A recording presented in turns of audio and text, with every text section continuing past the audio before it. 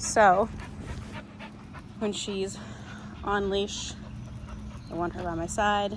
This is me having her off leash just because we're already out here. I'm just letting the leash drag by her side. As long as she is staying with me and walking, that's okay with me. I want her off leash experiences to be about freedom. She doesn't like this leash dragging on her. Mama's, you're right. It's real scary.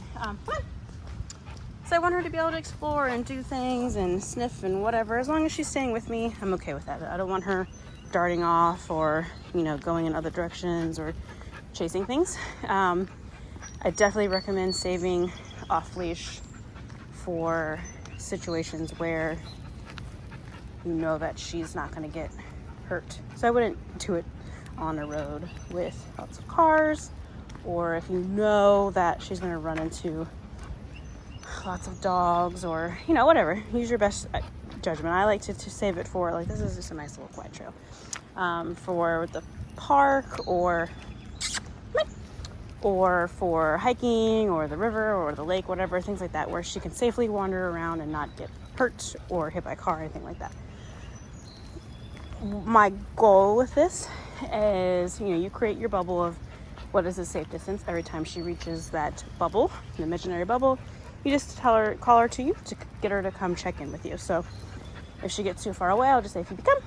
Give her a little bit of reward, praise, playfulness, treat if you have it, whatever. Reward her for coming and checking in. Eventually, it becomes habit that when she gets to a certain spot, she runs back to you to check in. That is the ultimate goal with off-leash training.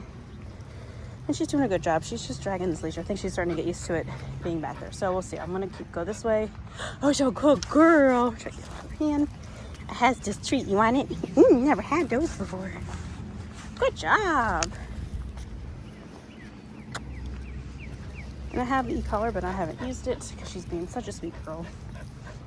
She's a little stressed out, and I think that for Phoebe to be off leash, I think she's definitely going to need to have those strict rules of where it is and what the situation is that she's allowed to, so that she's not, making decisions on her own and running off and things like that.